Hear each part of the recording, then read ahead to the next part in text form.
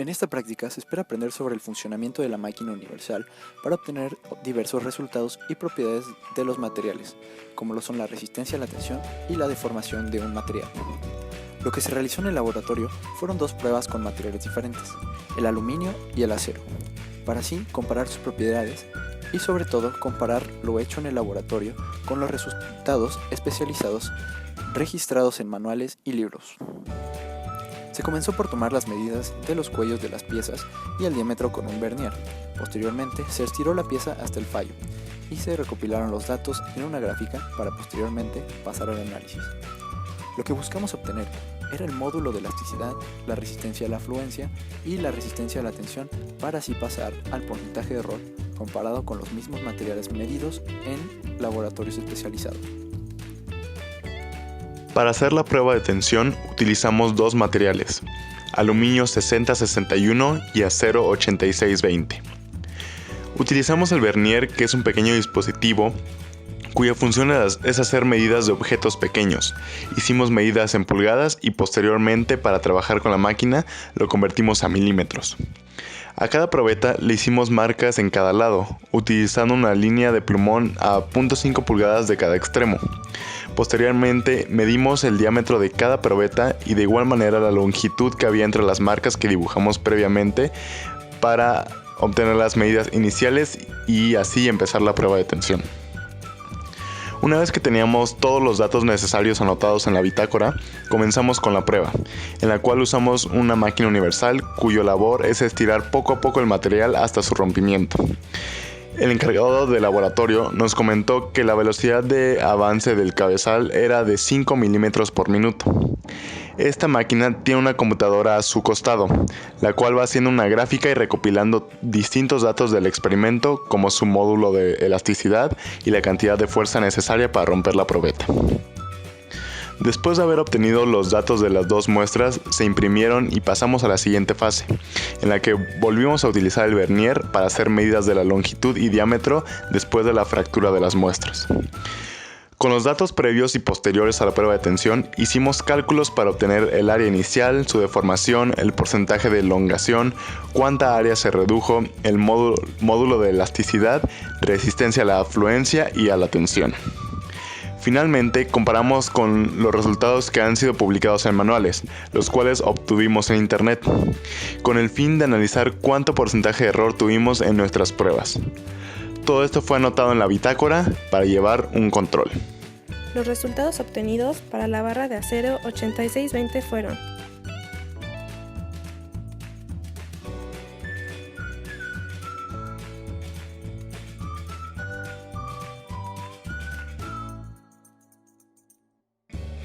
de igual manera, obtuvimos los resultados para el aluminio, que fueron: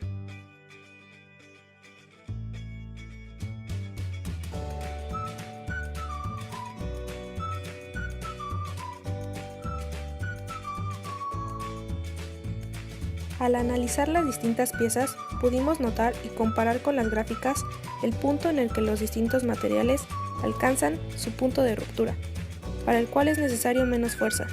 Por lo visto en clase, ya que se va reduciendo el diámetro de la pieza, es necesaria menos fuerza para romperla.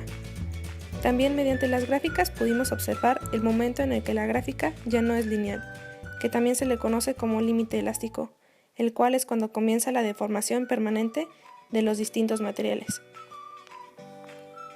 Comparando nuestros resultados con los investigados, obtuvimos que las medidas de resistencia a la fluencia y resistencia a la tensión tienen una cifra aceptable de error, siendo este valor no mayor al 11%. Sin embargo, existieron discrepancias en el cálculo del módulo de Young o de elasticidad, en donde tuvimos errores que oscilaban el 90%. Estos fallos se los atribuimos principalmente a posibles errores en las mediciones de la longitud de calibración, ya que despejando para la deformación en la fórmula de Young, tuvimos que haber obtenido un valor 10 veces más pequeño.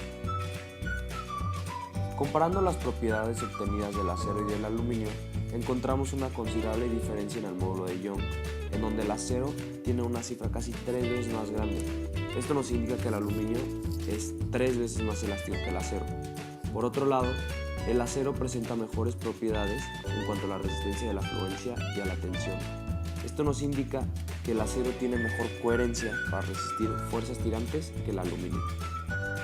En una curva de esfuerzo contra deformación, las regiones que se identifican en la curva son las siguientes.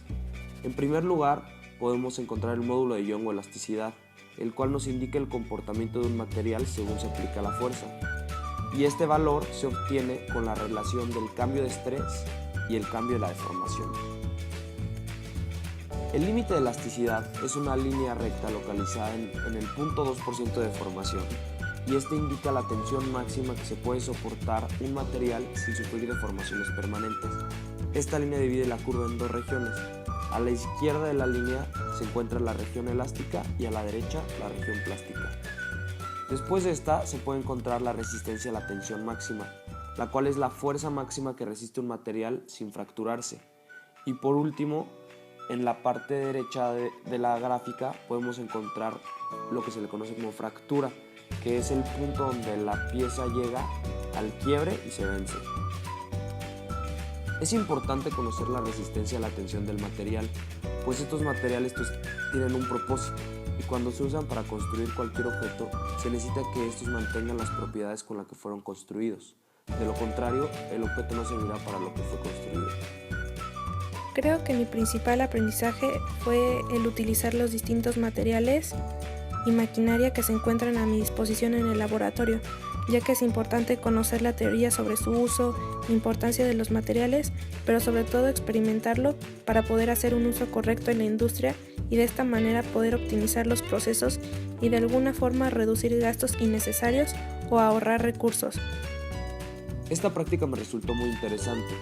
Creo que es un tema que no es tan complicado, pero es importante verlo físicamente, porque en la industria estas pruebas se realizan con frecuencia, pues es importante saber cómo un material en particular se comportará cuando se le apliquen distintas fuerzas. De igual forma, es importante conocer qué nos indican estos parámetros, pues de nada nos serviría tener el valor numérico y no interpretarlo para elegir el material adecuado. Esta práctica también ayuda a hacer más eficiente un proceso, pues si se saben las propiedades de los materiales, se pueden sustituir por otros que tengan un menor precio. Las mediciones, los estudios y los datos sobre los materiales deben ser muy precisos para su uso en aplicaciones de la vida diaria.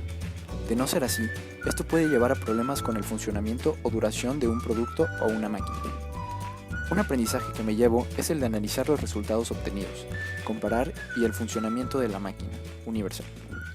Estos experimentos son importantes porque nos dan una idea de las propiedades de cada material. Esta práctica fue rápida pero muy interesante, puesto que cada vez me doy más cuenta de que los decimales son muy importantes, es decir, que hay que ser lo más exactos posibles. Además, aprendí a usar la máquina universal, que como su nombre lo indica, tiene muchas funciones y esta prueba de tensión es una de ellas, que es muy importante para la industria, puesto que tienen que seleccionar los materiales adecuados para su producto con el fin de que sean resistentes y de calidad.